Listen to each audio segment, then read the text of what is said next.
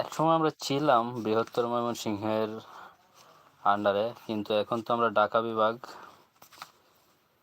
তো আবার ময়মনসিংহ বিভাগে নেওয়ার পায়তারা চলছে। তো এটা আমরা কোনো সময় মানি না, মানবো না।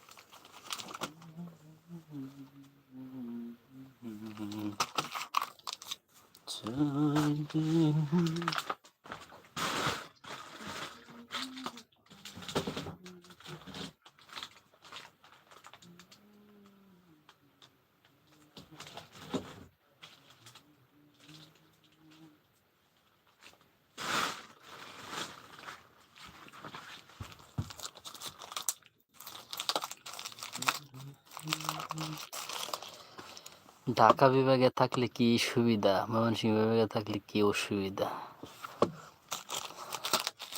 তো বিষয়টা হচ্ছে, ঢাকাতে থাকলে সরাসরি আপনি রাজধানীর আন্ডারে থাকতেছেন, আর ময়মনসিংহের আন্ডারে থাকলে তো এটা তো বুঝে নেই, ময়মনসিংহ আবার আরেকজনের আন্ডারে আছে। ক্লিয়ার কাট আমি বুঝাইতে পারলাম তৌকিন ভাই? আপনি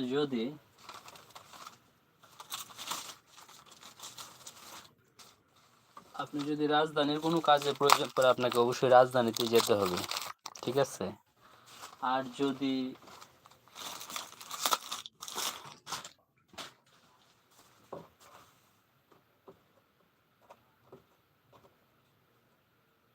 রাজধানীর কাজটা আপনার ময়মনসিংহেতে হবে না, তো সেক্ষেত্রে আপনি যদি সেন্টারে থাকতে পারেন তো আপনারই তো সুবিধা। তো আমরা যেহেতু সেন্টারে আছি, রাজধানীর আন্ডারে আছি, অবশ্যই রাজধানীর আন্ডারে থাকতে চাই। আমরা কোথাও যেতে চাই না, এটাই বলতেছি।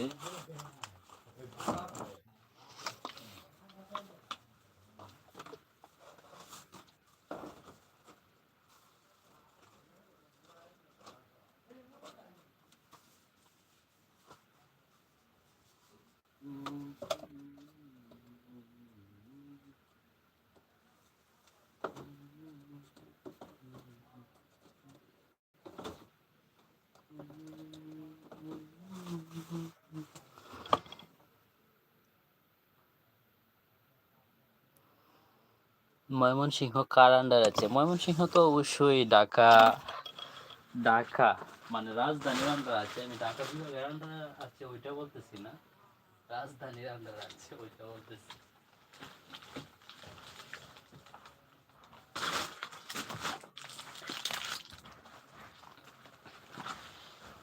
কারণ আপনার রাজধানী ছাড়া তো আপনি চলতে পারবেন না। ময়মনসিংহ বিভাগে সব কিছু আছে, ময়মনসিংহ শহরে অনেক কিছু আছে, কিন্তু অগোছালো। ও তকিন ভাই কি তাহলে ময়মনসিংহের লোক? একটু কমেন্ট করে জানাবেন ক্লিয়ারলি।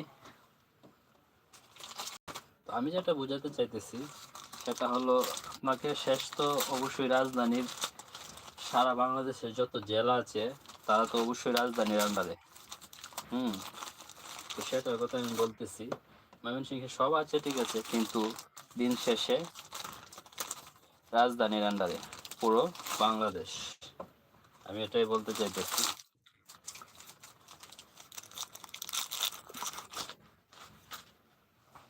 তো কিনবাইয়ের জেলা কোন জেলা একটু কমেন্ট করে জানাবেন।